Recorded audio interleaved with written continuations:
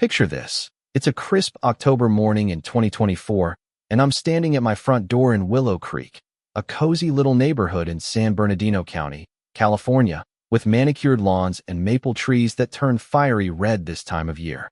My name's Daniel Harper, and for the past 3 months, I've been living a quiet life here, or at least trying to. After 25 years as a police chief in a dusty town 70 miles away, I moved to Willow Creek for some peace, trading my badge for a beat-up 2012 Toyota Corolla and a cover story as a dull records clerk. No one here knows who I really am, and that's how I wanted it until today, when I'm staring down a guy in a cheap police costume, fumbling with plastic handcuffs, while my neighbor Clara is across the street, filming the whole thing like she's about to win an Oscar. The neighborhood's out in force, gawking, whispering, as Clara's convinced she's finally caught the monster who ruined her life. But in about 30 seconds, her world's gonna flip upside down, because the secret I've been keeping changes everything. Let me take you back to how this all started. I moved to Willow Creek in July, craving the kind of place where neighbors nod hello and kids ride bikes until dusk. After my divorce, I learned the hard way that mixing my cop life with my home life was a disaster, so I kept my past under wraps. When folks asked what I did, I'd flash a grin and say I shuffled papers at the county office, boring stuff. I even dressed the part. Khakis, polo shirts, the works. It was the perfect disguise until a delivery guy showed up with a package labeled Chief Harper. My heart stopped as I saw Mia, my nosy, tech-obsessed neighbor, peering over her fence, close enough to read the label.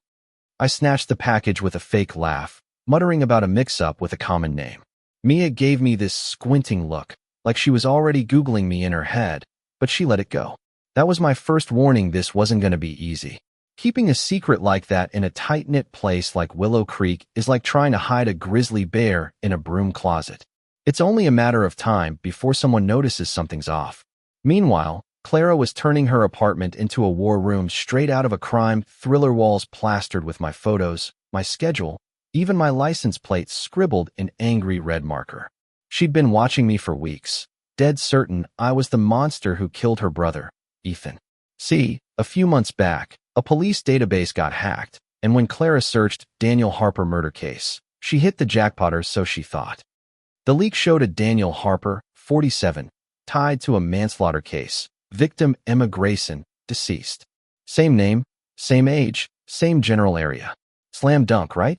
Except Clara's grief-blinded brain skipped the details. Different case number, different state, totally different story. But when you're drowning in pain and hell-bent on revenge, facts don't matter much. The first time Clara confronted me, I was sipping coffee on my porch when she stormed up my driveway, clutching a clipboard like it was a grenade. She had this homemade badge glinting in the sunlight, looking like something a kid made for a school play. "Mr. Harper," she barked, voice dripping with fake authority, "you're in violation of community regulations." I nearly spit out my coffee. I spread out my property deed right there, pointing out that Willow Creek has no HOA. "Ma'am," I said, calm as I could, "these documents prove there's no association here." But Clara wasn't having it. "Murderers don't get to hide in plain sight," she shouted, loud enough for Mia's curtains to twitch as she watched the drama unfold. Things got heated when Clara stepped onto my lawn, and I had to block my doorway, hands up but firm. For a moment, we just stared each other down, her clipboard shaking, her eyes wild with something dangerous. That's when I glimpsed a photo in her wallet labeled, "Ethan, Recovery 2023, a guy grinning in a selfie, looking way too healthy for someone supposedly dead. I tucked that detail away, but it set my cop instincts on edge. The next few weeks were like a psychological cage match. Mia started picking up on Clara's odd habits, checking her mailbox obsessively, always on the phone at 2 p.m. every Thursday, muttering to herself while staring at my house.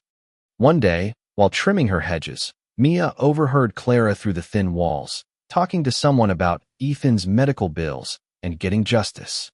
The neighborhood started buzzing. Who was Ethan? Didn't Clara say he was dead? Why was she sending money for medical care? No one wanted to confront her directly. Suburban dramas like that, all whispers and no action. Meanwhile, I was in full cop mode, documenting every fake violation notice, every trespass, every threat Clara made. Timestamps, photos, witness statements. I was building a case like the pro I was, even if everyone thought I was just an anal retentive clerk. The irony was almost funny. Then things escalated. Clara started plastering fugitive alert flyers around Willow Creek at dawn, my DMV photo staring out with dangerous resident in bold red letters. She even made fake FBI cards, passing herself off as Agent Larson to neighbors, her voice so convincing I almost admired her nerve. She showed my neighbor Tom a fake police report, complete with coffee stains and highlighted sections for authenticity. Tom, who'd lost his sister in a hit-and-run, went pale, whispering he really killed someone. Clara knew how to hit emotional pressure points, and Tom bought it hook, line, and sinker. He wasn't in it for fame or money, just thought he was helping a grieving sister. But what chilled me was Tom buying real zip ties along with his dollar store police costume. This wasn't just play acting anymore. It was heading somewhere dangerous. I set up my Ring cameras like I was running a sting operation, calculating angles and double-checking timestamps. Neighbors thought I was paranoid about porch pirates, but I was building a felony case. Another close call came when Tom stopped by for a property check, and my police radio crackled with dispatch chatter. His head snapped toward the sound, and I coughed loudly, cranking up a nearby radio. Old thing picks up everything: cops, fire, even air traffic. I lied. He bought it, but barely. The neighborhood split into camps. Clara's crew, whispering about the fugitive next door. My supporters, led by Mia, who still invited me to BBQs. And the neutrals, avoiding eye contact like the plague. Tension hung over Willow Creek like a fog that wouldn't lift. Then came the phone calls.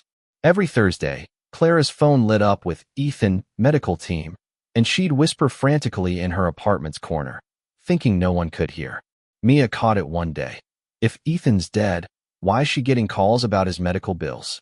The timing was fishy too, always right before Clara withdrew $900 cash from the bank. Even Tom started questioning her, saying, "Your brother needs a lot of care for a dead guy." Clara snapped at him to butt out. At night, I'd see her through her window, talking to Ethan's photo like he was there, whispering, "I'll make that monster pay." Her self-delusion was terrifying. She'd built a reality where I was the villain, and no evidence could shake it. By late September, I was up late, staring at the real Daniel Harper case from the leaked database. Different state, different dates, different guy. If Clara was this far gone on bad info, what was she planning? Sleep didn't come that night. The next morning, Clara was in full director mode, practicing a speech about community justice in her mirror. Tom, meanwhile, was sweating bullets in his car, his fake badge glinting as he psyched himself up. I tested my cameras, made discreet calls for backup, and braced for impact. By 8:30, Clara's supporters were on the sidewalk, clutching coffees and phones, hyped for justice. Mia's livestream was climbing 200 viewers, then 400 as word spread online. At 9 a.m., Tom got out of his car, hands shaking so bad he could barely open the door.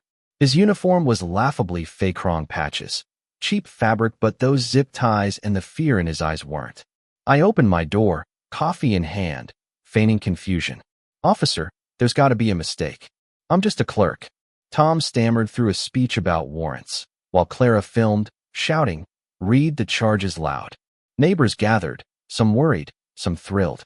Mia's stream hit 600 viewers. I scanned Tom. Comic Sans warrant, plastic cuffs, real zip ties. Dangerous mix. I decided to play along, letting him arrest me to build my case. "If there's a mistake, I'll cooperate," I said, extending my hands. Tom's relief was palpable as he fumbled with the toy cuffs, which barely held. We walked toward his beat-up sedan, his unmarked car, with Clara filming like it was her big break. Halfway there, I stopped. "Tom," I said, watching his eyes widen. Slowly, I pulled out my real badge, glinting in the sunlight. "Police Chief Daniel Harper, San Bernardino County. You're under arrest for impersonation, conspiracy, and attempted kidnapping." Tom went ghost white, nearly fainting. Clara's phone hit the pavement with a crack as she screamed, "You're the murderer." "I have proof." She waved her crumpled database printout, but I held up my phone, showing the real case details. "Wrong Daniel Harper, ma'am. Arizona, March 2023.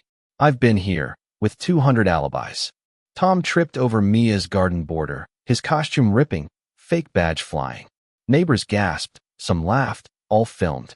Then Clara's phone rang. Ethan, medical team. Silence fell. I stared at her. Who's calling, ma'am? I thought your brother was dead. Her face crumpled as she answered, trembling. Ethan's voice came through, casual, annoyed. Audrey, where's this month's payment? I got bills. The neighborhood froze. Clara whispered, you're supposed to be dead. Ethan laughed. Dead?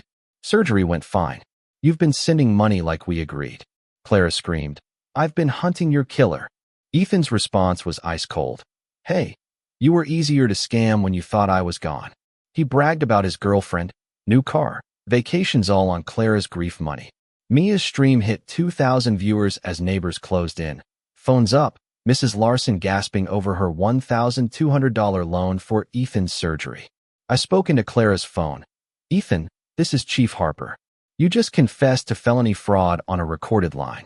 Enjoy prison. The line went dead, but it was too late. Federal agents raided Ethan's luxury condo that afternoon, finding fake medical bills, notes on Clara's vulnerabilities, and evidence of scams across 6 states. He'd conned 7 families out of $90,000, preying on their grief.